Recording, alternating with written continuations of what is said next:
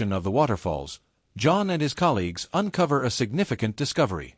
John, who is thrilled by this discovery, has come to the conclusion that the gorilla face they had previously found is directing them to these box markers, which suggest a lower plunge pool below. The group finds additional evidence in support of their hypothesis when they use a magnetometer to locate a big concentration of metal to the rear of the statue concealed handfuls of uncut diamonds. After hearing the tale, the dictator Marcos to steal it. It has been said that Marcos was successful in retrieving the majority of Yamashita's wealth, but no member of Marcos's family had ever addressed the charges in public until February 1992. Imelda Marcos, the widow of Ferdinand Marcos, is quoted as saying in a 1992 Associated Press article that her late husband had uncovered Japanese treasure after World War II but had not declared its presence to tax authorities in 1946, taking the mystery of the location of the gold heist with him to the grave.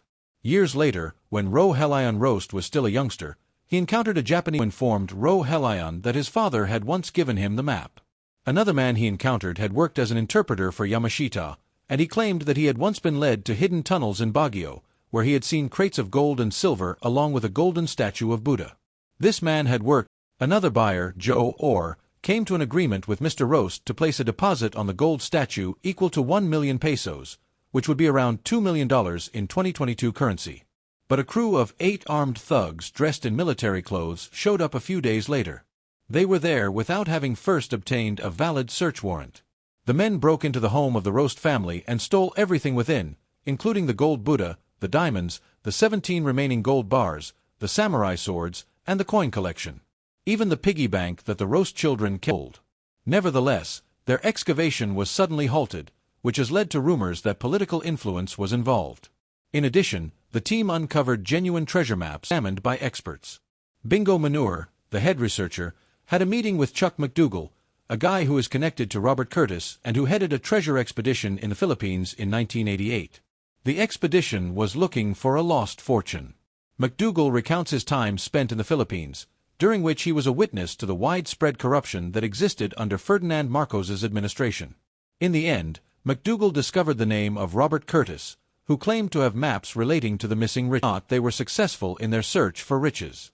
During their journey, the excavation team discusses their findings at Fort Santiago, where they found marble and gold flakes at the foot of which are located in the Netherlands. According to a statement that was given by Auntie Winks of the National Archives, which was televised in the Netherlands, there was an explosion at a branch of the Rotterdam's bank on the Wielerweg during the defense of Armen. This information was provided by Auntie Winks. It was observed at the scene of the crime that German soldiers were slipping items into their coats. It is a widely held opinion that the riches were initially hidden in munitions boxes before being buried in Oman. This theory has gained significant traction in recent years. There is a possibility that treasure hunters or the Nazis. According to a statement released by the National Archives, the archive contains harrowing stories of torture, humiliation, and revenge against this group of illicit Dutch people. The leg irons that were used to bind prisoners together, sometimes for weeks at a time, are visible proof of the frequently brutal conditions that existed in these post-war institutions. In addition to this, they stated there are files about the resistance against the Japanese occupation, about conscientious objectors and deserters, and about a conspiracy against Captain Westering during the Battle of Armen in the Netherlands in 1944. German soldiers, many years in the National Archives of the Netherlands, has recently been made available to the general public, according to the NL Times. Despite the fact that a great number of searches have been carried out over the course of the years in an effort to identify the hall's location, nothing has been found. On the other hand, it's possible that treasure hunters came across it first. At one point, the Dutch government even considered bringing a Nazi officer back from another country to help with the search, but their efforts were useless and nothing was found. It's also possible that random bystanders found it and didn't report it, or that Nazi scavengers put loot. The document contains harrowing descriptions of acts of torture, humiliation, and retribution that were carried out against a group of illicit Dutch people during the decades that followed World War II. It was a popular pastime that at one point came perilously close to becoming a national obsession in a country where Japanese soldiers were accused of looting and hiding enormous sums of gold and other treasures during their control of the Philippines. During that time, the Philippines was under Japanese occupation. The Philippines was ruled by Japan during this time period. Hence, they were under their dominion. It is reported seized valuables in underground caverns and tunnels in the northern section of the country with the intention of retrieving all of it after the war was over. This is the premise around which a local tale is built.